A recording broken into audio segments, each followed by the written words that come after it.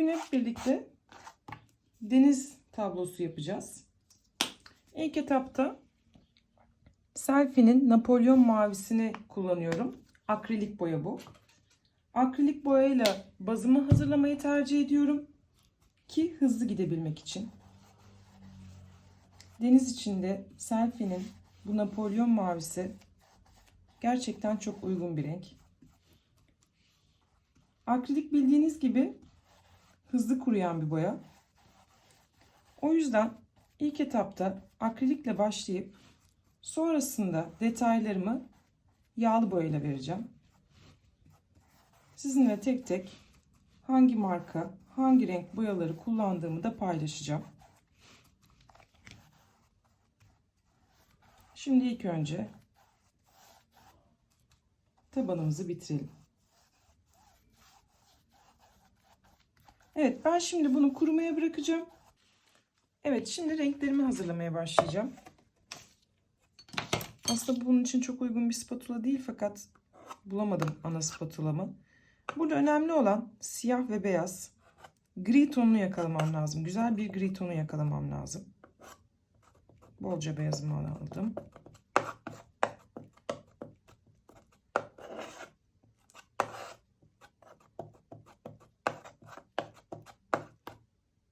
Biraz daha beyaz alıyorum. Biraz daha açık bir gri yakalamak istiyorum.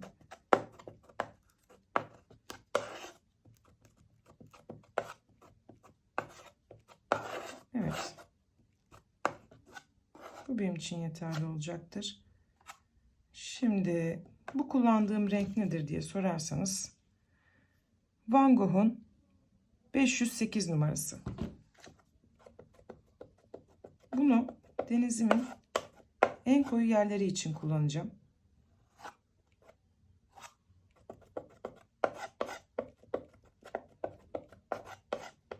Evet, güzel bir renk oldu. İyice spatulamdan boyayı çıkartmak istiyorum. Biraz daha lacivert tonundan alacağım.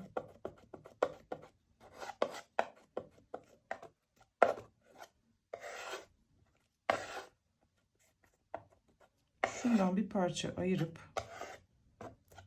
biraz daha koyultmak istiyorum bunu. Siyaha yakın tonlarım için. Evet, çok güzel bir renk oldu. Tam istediğim gibi bir renk oldu. Spatulamdaki açık renkleri aldığı için birazcık rengi açıldı. O yüzden birazcık daha Van Gogh boyamdan aldım. Güzel. Şimdi daha fazla beyaz. Ve bu da Georgia'nın 128 numarası Light Blue. Light Blue'mu aldım.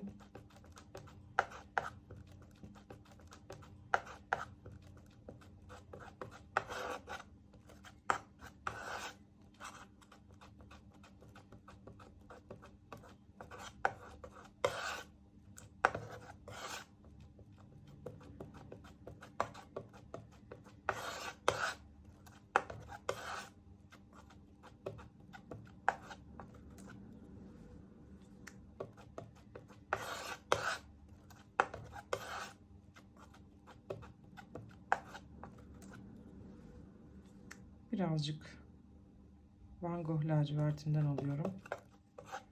Rengi birazcık daha mavileştirmek istiyorum.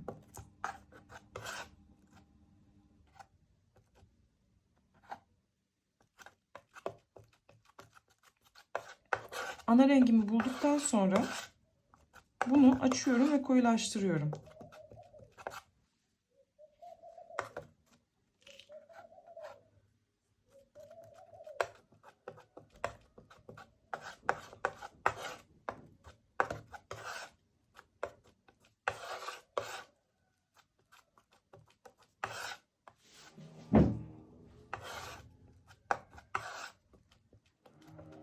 Evet, şimdi bu rengi açacağım.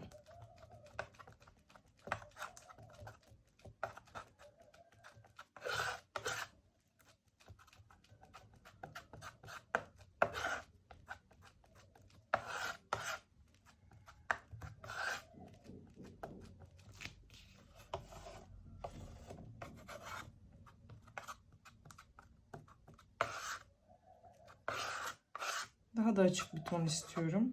Az boyamdan alıp bolca beyaz alıyorum.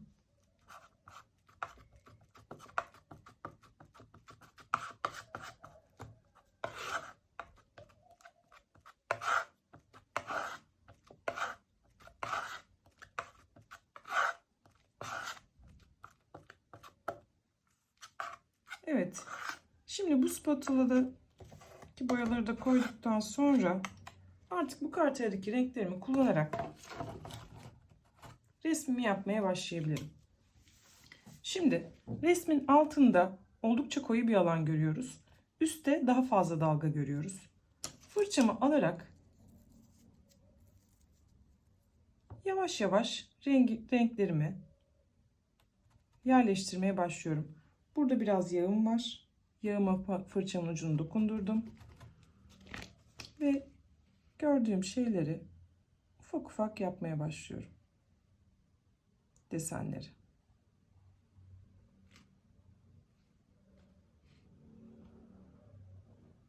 Tamamen bağlı kalmama gerek yok. Referans alıyorum sadece resmi.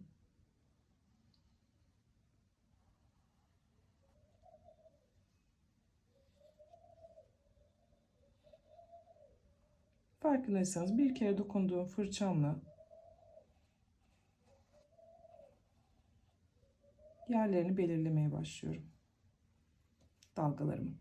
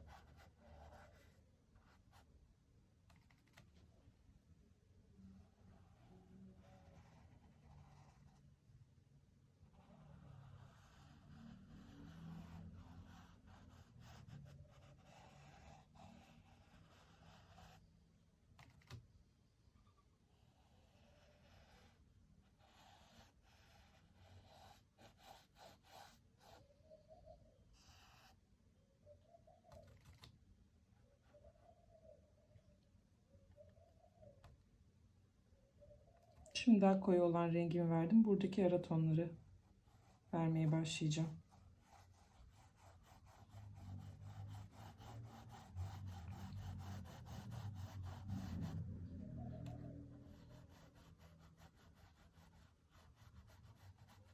Burada arkadaşlar akrilik üzerine yağlı boya çalışabilirsiniz.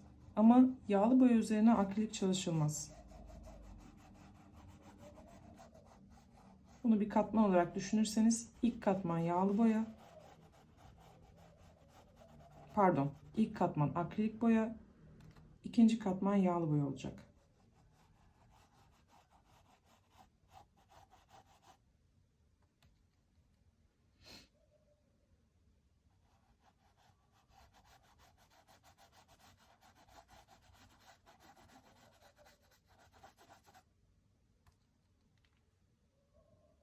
Fırçamı da değiştirmedim gördüğünüz gibi.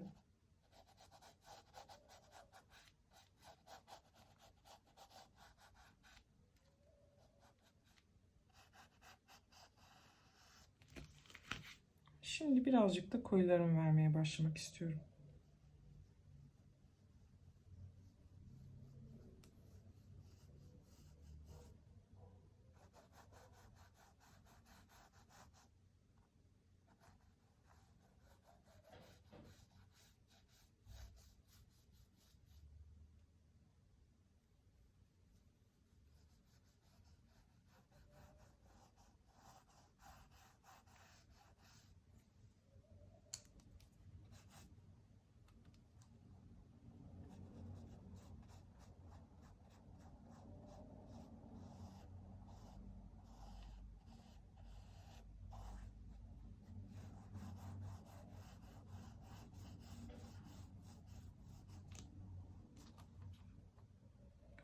Şu iki rengi de birbirine karıştırıp yeni bir ara ton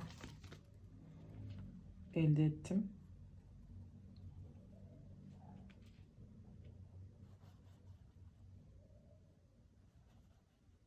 Zeminle çok yakın oldu, o yüzden koyumdan almaya karar verdim.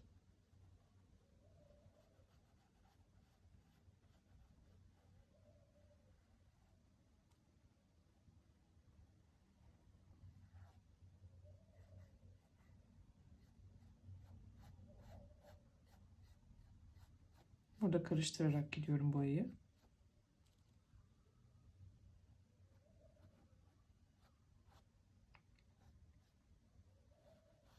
Hata yapmaktan korkmayın. Yağlı boya hata kaldırır.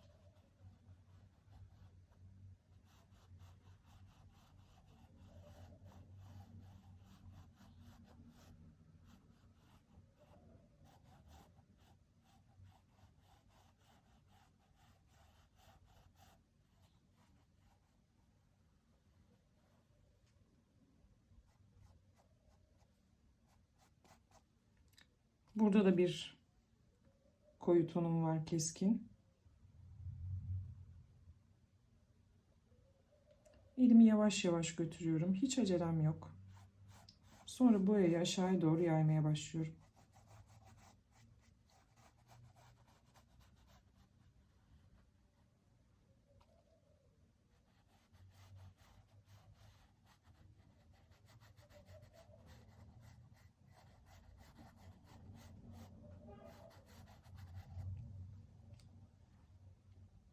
Resim şimdiden ortaya çıkmaya başlıyor, farkındaysanız. Koyu ve açık değerleri girdikçe patlamaya başlayacak.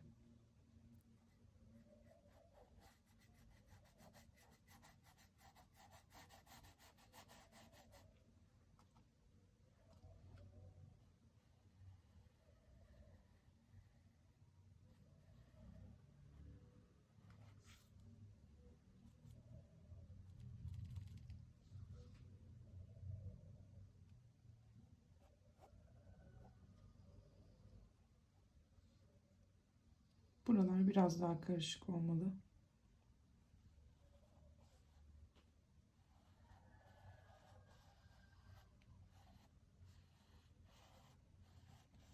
Kendi göz kararıma göre yapıyorum.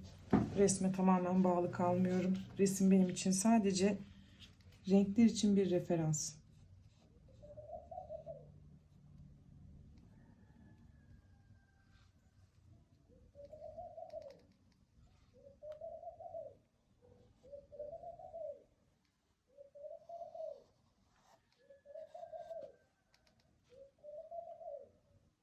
Zaten referans aldığınız resmi birebir yapmamak çok daha güzel.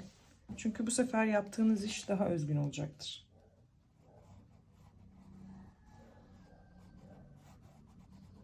Ve kendinizi de zorlamanıza gerek yok illa aynısı olacak diye. Güzel bir resim çıksın ortaya, bizim için yeterli. Burada açık değerlerim biraz daha fazla. Geniş alanda. Farkındaysanız aynı fırçayı kullanıyorum. Koyudan açığa geçerken hiç fırça değiştirmedim. Çünkü fırçamı hiç bastırmadan kullanıyorum. Ucuma boyamı alıp bastırmadan yumuşak yumuşak tuvalime değdiriyorum.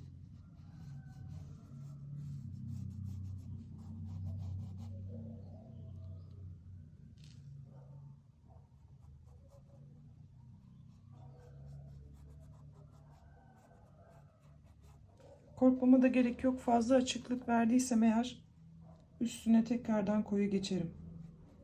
Fazla yağlı boyama ve terebentinime sürmüyorum fırçamı. Çok sulu bir çalışma olmasını istemiyorum. Ki daha sonra kuru fırçayla geçişleri sağlayacağım. Şöyle örnek olarak da gösterebilirim.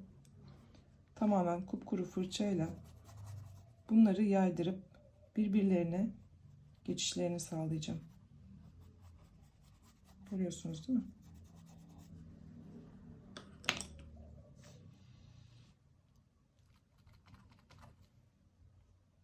Şuradaki açık değerimi vermek istiyorum.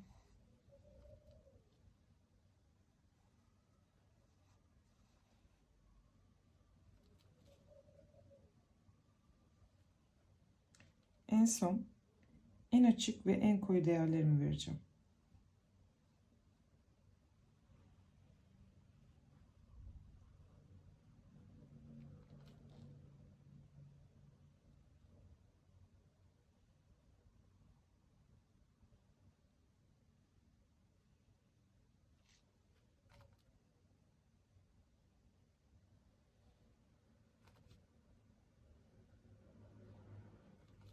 Resim ortaya çıkmaya başlıyor bile.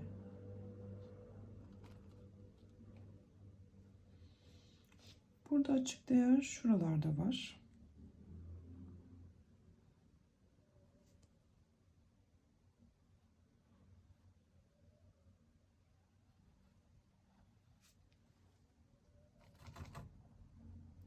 Tekrar koyumu almak istiyorum. Şurada ciddi bir koyu rengim var.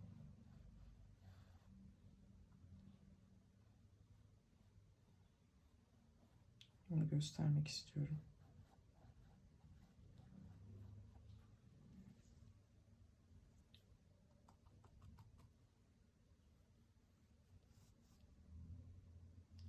Hatta birazcık siyahımdan alarak en alt kısmı daha da kontrastını arttırıyorum.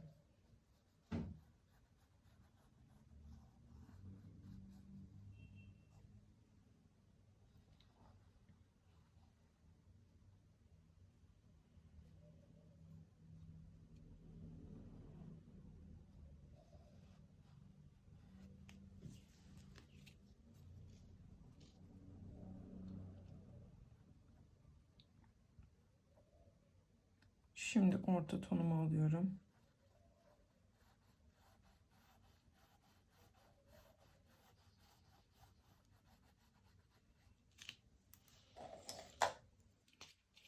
Kuru bir fırça aldım.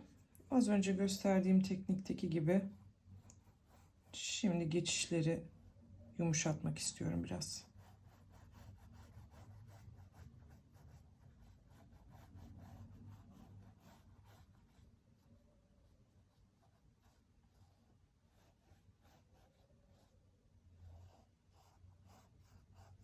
Görüyorsunuz değil mi? Nasıl yumuşuyor?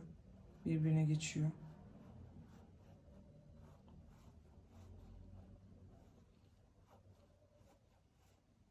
Çok hafif. Bakın bütün fırçamı bile değdirmemişim.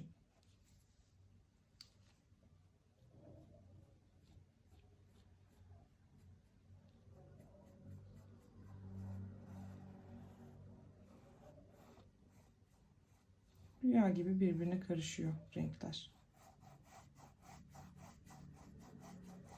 Böylelikle çok daha doğal bir görüntü alıyorum.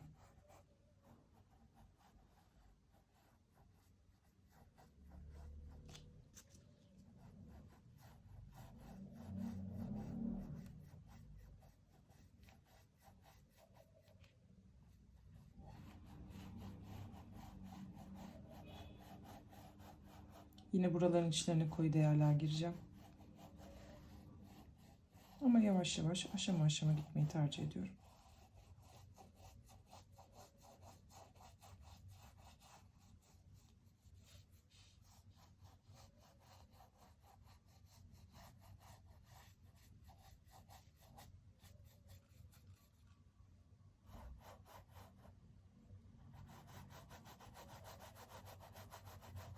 Biraz daha bastırırsam eğer daha çok renkleri kaybederim.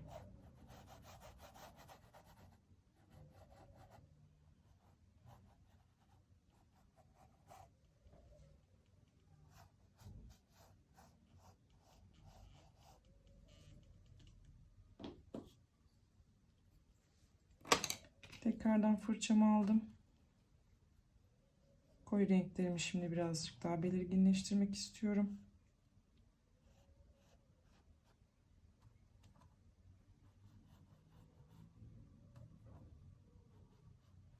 Elim siyahta biraz siyaha dokunduruyorum ama çok azıcık dokunduruyorum.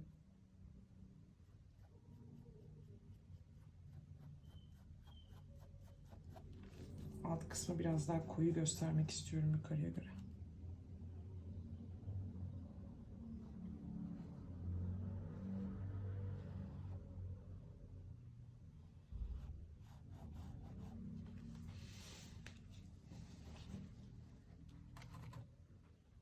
Şimdi ara tonumu aldım.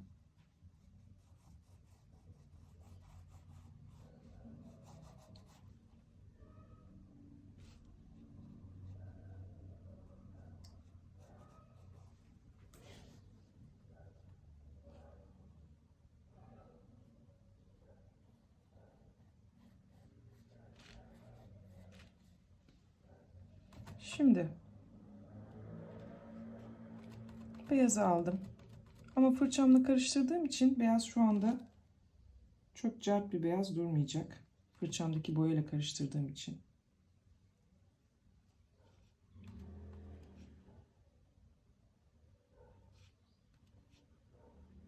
Bazı değerleri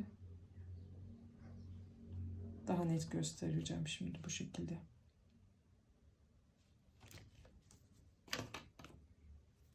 Daha ince bir fırça aldım.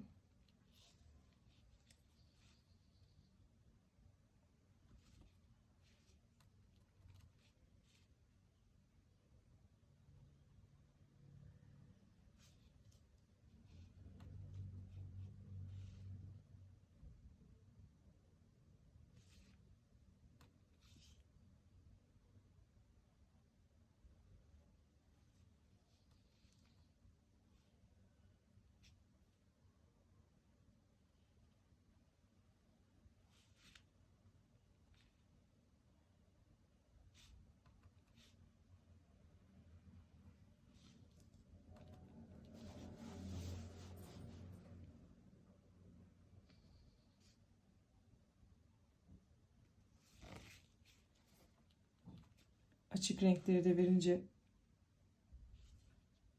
nasıl resim ortaya çıkmaya başlıyor.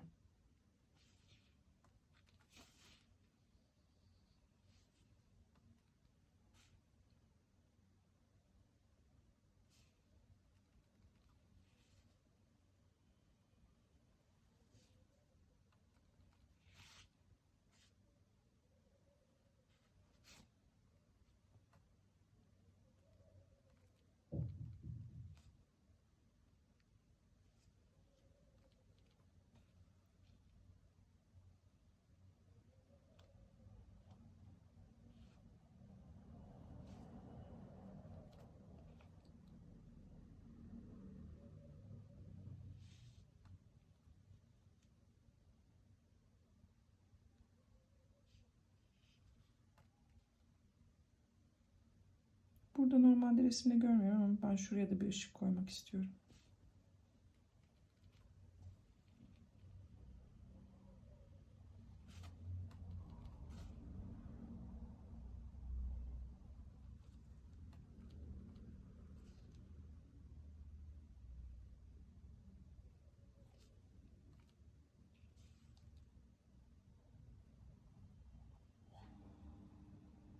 Kendi kafama göre deniz dalgaları yapıyorum açık renkle. Çünkü güneş yukarıda daha çok yansıyor. Dalgalar daha çok belli oluyor.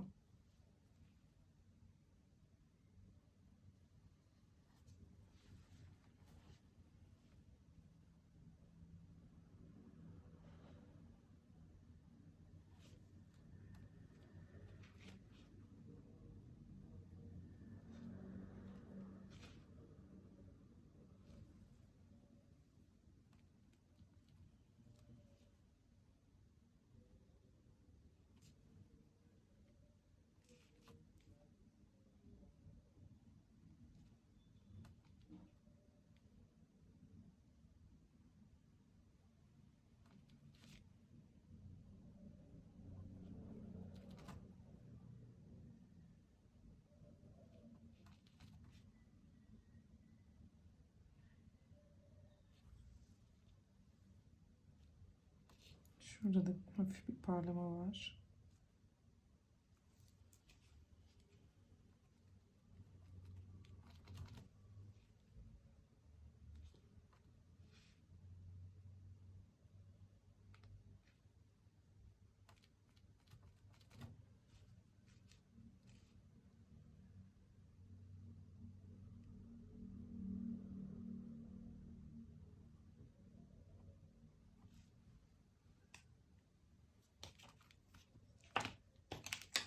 Yine Az önce kullandığım kuru fırçamı alıp yanları birazcık yediriyorum.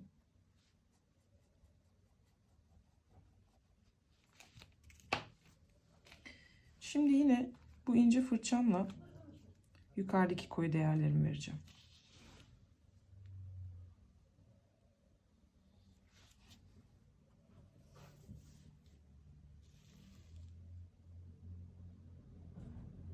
Bir yerde ışık varsa altında da gölge vardır.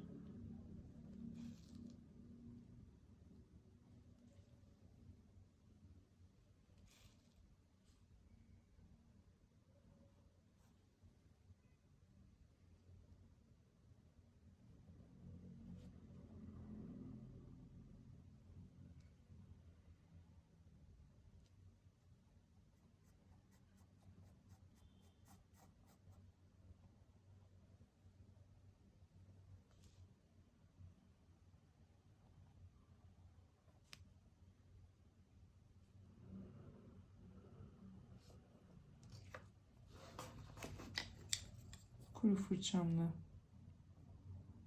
gölgelerimi yediriyorum.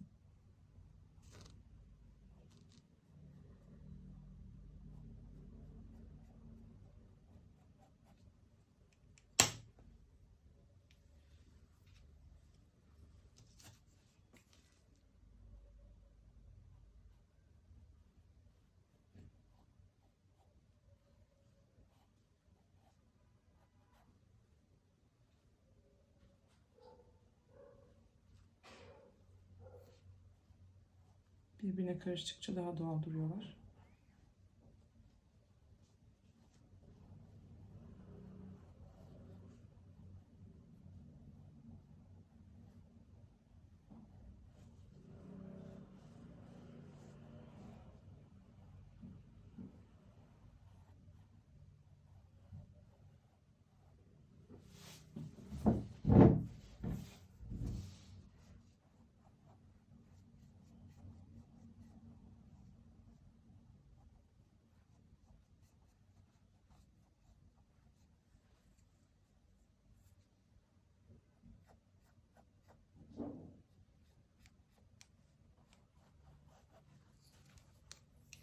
Şu bölgeme koyu renk gireceğim.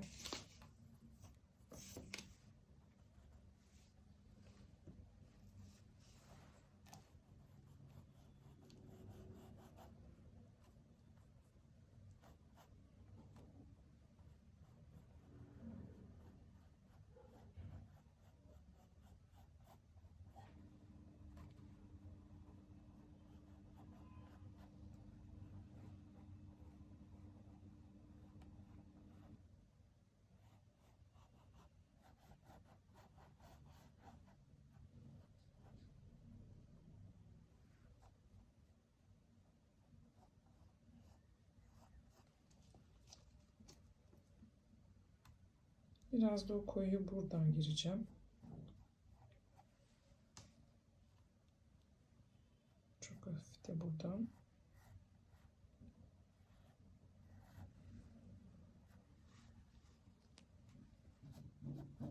Evet, basitçe deniz manzaramız hazır.